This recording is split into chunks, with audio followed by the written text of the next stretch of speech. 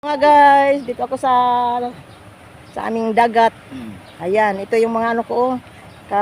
Ano lang, ngayon ko lang na ano, pag hindi ko pumunta dito guys, hindi ko makilala tong mga kapitbahay namin noon.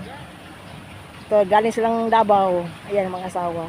Ayan, nagkuha sila ng isda. Oh. Binilag nila. Ito yung lugar namin guys, yung may pagatpat. Ayan. Ito yung pispan dito. Ayan. Taob nga, taob yan, di ba? Taob nga. Pataob pa lang. Ayan guys, oh. Ito yung mga hanap buhay nila guys, oh. Ayan. Anong tawag niyan? Yung manudsod? Manudsod, no? Manudsod silang isda guys. Yan ang hanap buhay nila dito sa dagat. Ayan. Ito yung mga puno guys. Ito yung pagatpat. Yung tanim sa, ano talaga ito? Ito. Sa kalikasan to. Itong tanim na puno. Pagatpat ang tawag ito. Ito yung mga puno ng ano, mga puno ng sa dagat. Ayan. Ito yung ano nila, oh. Pag nito, ito yung ayan. Yung ang tawag nito rin eh. Dito ba ito? Itong tawag ito? Oh, ha? Rampa? Ito yung rampa na dito magpupundo yung ano, yung isda. Ayan. Diyan ka lang. So, maraming fish pan nito guys. Mga tanim, mga ano nila, tanim. Mga isda nila dito, mga bangus. Mga bangus dito, no? Bangus, yung tilapia. Ayan. Napakalawak dito guys, so, hanggang doon, no? May daanan pa doon? Wala na? Wala na? Andun? Ito yung sa bahay namin, sa kapitbahay namin. Ayan. Kain tayo ng kamote. Tapos hindi ko kailan mo dahil. Ito yung kapitbahay namin sa baryo namin. Nanirahan na sila sa ano, sa Davao. Oy, ando na koy. Salamat sa inyong lahat. Bye. Sorry nas balay, Rene. Oh, sorry na ito ha. Ito yung mga kapitbahay namin ano.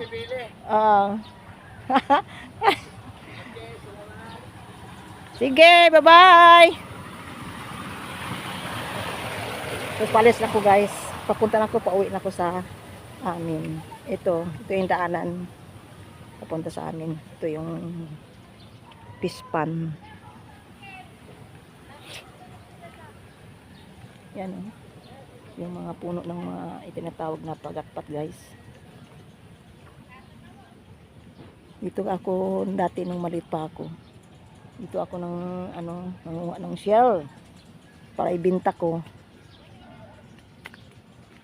Yan yung abaruto.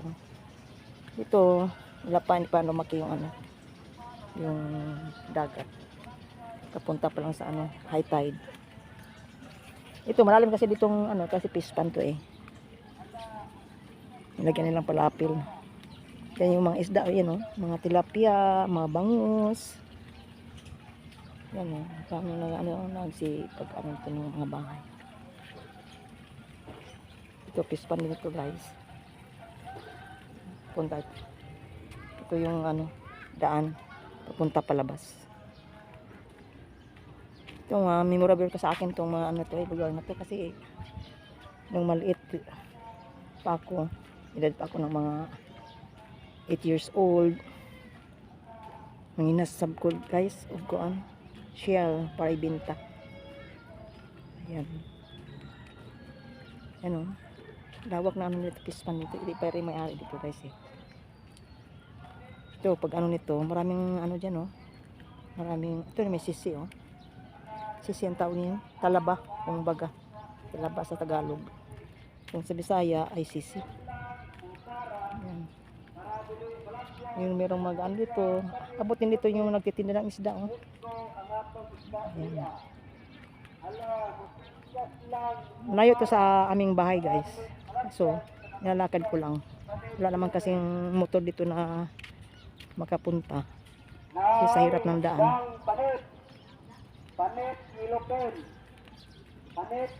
Ayan. Bayo pa yung rakarin ko guys. Ibili sana akong saging guys. Kaso lang, nung pinuntahan kong nagtitinang saging, sarado pa. Kaya dito muna ako nagano, namasyal. Pispan. Natawag na fishpan. Ayan dyan guys, oh. Nakabili sila ng ano, lupa dito sa ano, pispan. Kaya binahayan nila, oh. Ayan yung bahay nila. Pero ginawa nilang ano, ginasusan talaga nila na para meron silang daanan papuntas kanila. Yan, oh. Tinambakan nila ng lupa. Dating pispan yan. Siyempre may pera sila ang gastos, kaya meron silang sariling daanan.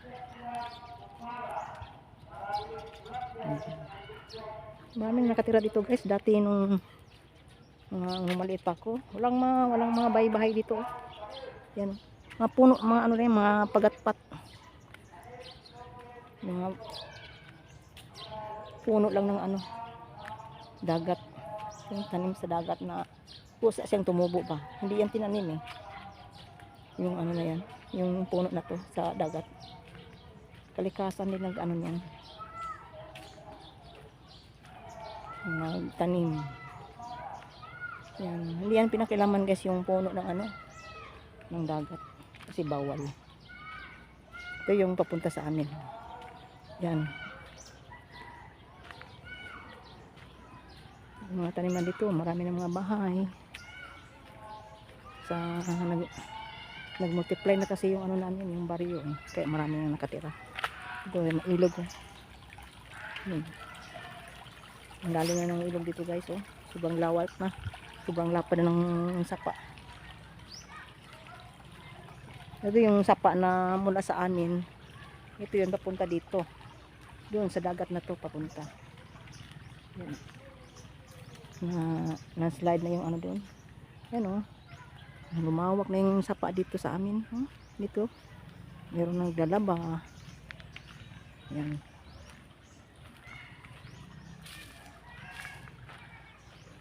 Doon, pispan din dito guys oh. Dami ng mga tanim na mga nyug. Yan. Yan gawang ano. Kasi natin ito malinis eh. Yan, nalala, marumi na.